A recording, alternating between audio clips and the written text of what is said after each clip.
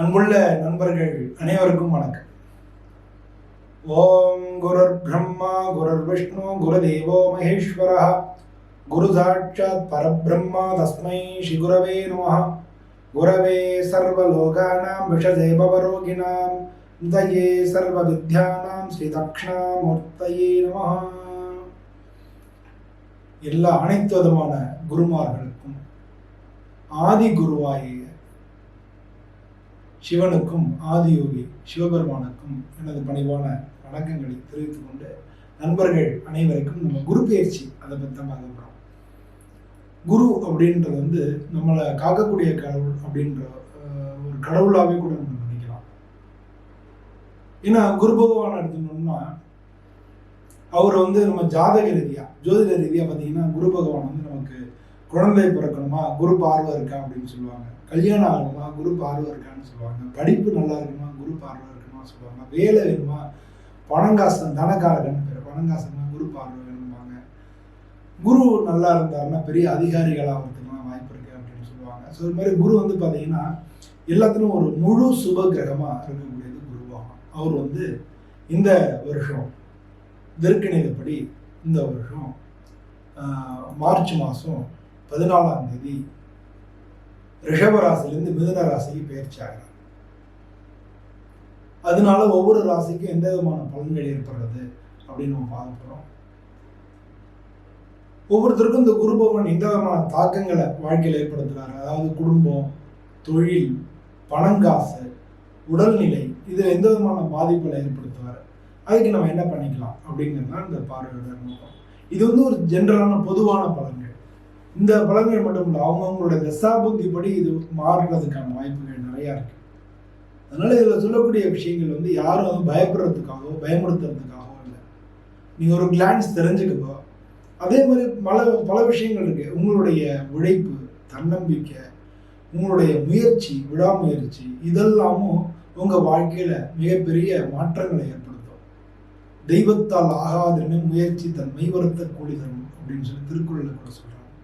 அது மாதிரி நம்மளுடைய முயற்சியும் நம்மளுடைய உழைப்பும் நம்மளுடைய தன்னம்பிக்கையும் வாழ்க்கையில் என்றைக்கும் நம்மளை நல்ல வகையில் நிலைநிறுத்தும். ஆக ஒவ்வொரு ராசிக்கும் அந்த குரு பயிற்சி எந்த விதமான தாக்கங்களை ஏற்படுத்த போதும். அன்புள்ளம் கொண்ட தனுராசி அன்பர்கள் அனைவருக்கும் வணக்கம். தனுசு ராசின்றது காலபுருஷ தத்துவத்தில் 9வது வீடாக இருக்கு. இந்த ராசியில் இருக்கக்கூடிய நட்சத்திரங்கள் மூலம், போராடம், உத்திராடம், நம்பாரம். இந்த ராசிக்கு அதிபதி குரு பகவான். இந்த ராசிக்கு இந்த குரு பகவான் இப்போ உங்களுக்கு 7வது வீட்டிலேருந்து உங்களை பார்க்க போறாரு, உங்க ராசியை பார்க்குறாரு. ஸோ இது உங்களுக்கு இப்போ இந்த காலகட்டங்களில் உங்களுக்கு எந்த விதமான பலன் கொடுக்கறது அப்படின்னு சொல்லி பார்க்க போறோம். ஸோ பொதுவாக இந்த ராசியை பொறுத்தவரை இவங்க எதையுமே இந்த ராசிக்காரங்க சிம்பிள் பார்த்தீங்கன்னா வில் அம்பு. அதனால இவங்க எப்பவுமே ஒரு காரியம் எடுத்தால் அதை விடாமுயற்சியோட அந்த காரியத்தை முடிச்சிருவாங்க. எல்லாத்துலேயும் ஒரு பர்ஃபெக்ஷன் எதிர்பார்ப்பாங்க. பொதுவாக அப்படி இல்லைன்னு உலகம் ஓஷோ சொல்லுவார், இம்பர்ஃபெக்ஷன் இஸ் பியூட்டிஃபுல் அப்படின்னு சொல்லுவார்.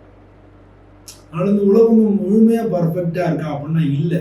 ஆனால் பர்ஃபெக்ஷனை நோக்கி தான் அந்த காலங்கள் எல்லாமே போயிட்டே இருக்கு. அதனால நீங்கள் பர்ஃபெக்டாக இருக்குன்னு நீங்கள் நினைக்கிறது தப்பு இல்லை. எல்லாருமே அப்படி இருக்கணும் அப்படின்னா இருக்க மாட்டாங்க அப்படின்றத நீங்கள் புரிஞ்சுக்கிட்டீங்கனால வாழ்க்கையில் பல சந்தர்ப்பங்களில் உங்களுக்கு பிரச்சனைகள் தீரும். உங்களுக்கு 2ஆம் இடத்துக்கு அதிபதி சனி பகவான். நீங்கள் பேச்சு பொறுத்தவரை மற்றவங்களை ஹர்ட் பண்ணாமல் பார்த்துக்கிறது ரொம்ப முக்கியம்.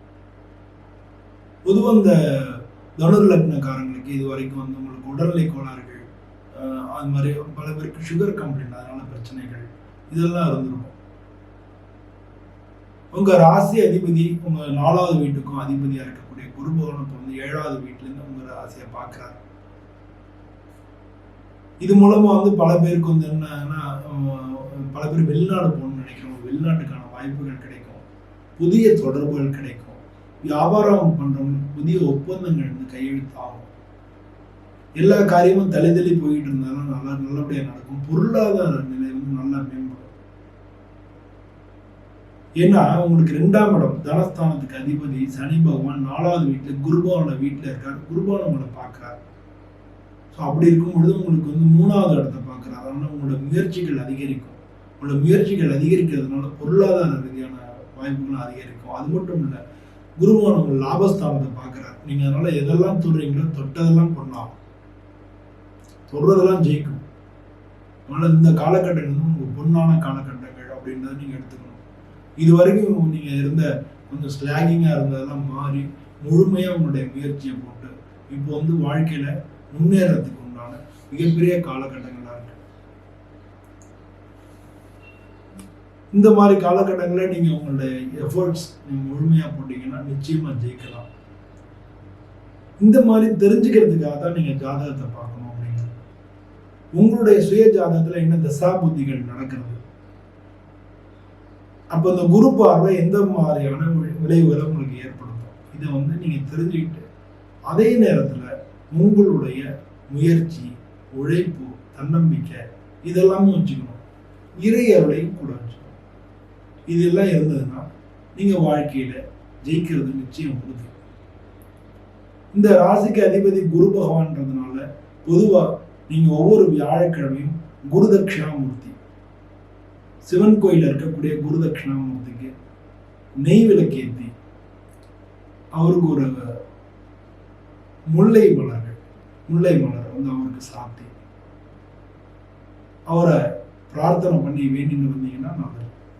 குறைஞ்சது 3 தடவை சிவன் கோயிலை சுற்றிட்டு வாங்க.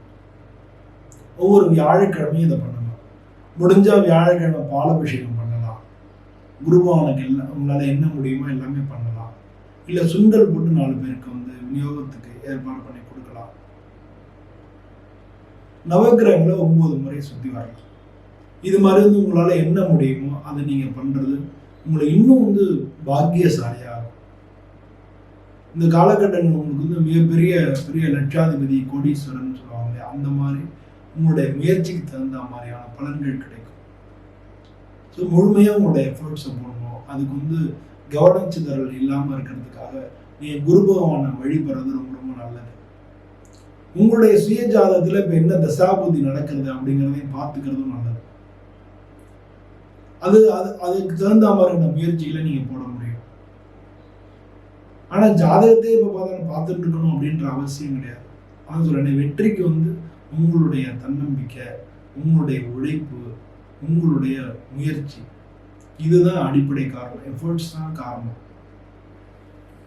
அப்போ அந்த எஃபர்ட்ஸுக்கு போடுறதுக்கு நீங்கள் ஒரு ஒரு ஒரு டூல்ஸ் மாதிரி ஜாதகத்தை பார்த்துக்கலாம். உங்கள் குடும்ப ஜோதிடர் இருக்கலாம், இல்லை உங்கள் வீட்டுக்கு பக்கத்தில் ஜோதிடர்கள் இருக்கலாம். அவங்கள்ட்ட கொண்டு போய் காமிங்க. அப்படி யாரும் இல்லாத பட்சத்தில் நீங்கள் வந்து எனக்கு தொடர்பு கொள்ளலாம். என்னை தொடர்பு கொண்டீங்கன்னா நம்ம வந்து ஜாதகம் எப்படி இருக்குன்னு பார்த்து ஒரு கிளான்ஸ் பார்த்து. ஆனால் இதை மட்டுமே வச்சு பண்ண பரீட்சை எழுதாமல் நீங்கள் பாஸ் பண்ண முடியாது. அப்போ படிக்காமல் பரீட்சை எழுத முடியாது. அப்போ உங்களுடைய உழைப்பும் உங்களுடைய முயற்சியும் வேணும். அப்போ இதெல்லாம் உதவி பண்ண ஆரம்பிச்சு. உங்களுக்கு ஜாதகத்தில் நெகட்டிவாக இருந்தால் கூட உங்களுடைய கடவுள் நம்பிக்கையும் உங்களுடைய உழைப்பும் தன்னம்பிக்கையும் முயற்சியும் அதுதான் முக்கியமான காரணிகளாக இருக்கு. இதோடு சேர்ந்து இதோடைய அப்போ ஆட்டோமேட்டிக்காக எதாவது ஹெல்ப் பண்ண ஆரம்பிச்சிடும் அப்படின்னு நான் சொல்ல வரேன். அதனால நீங்க அந்த மாதிரி நீங்க வாழ்க்கையை அமைச்சிருந்தீங்கன்னா நிச்சயமா வெற்றி உங்க பக்கம் தான்.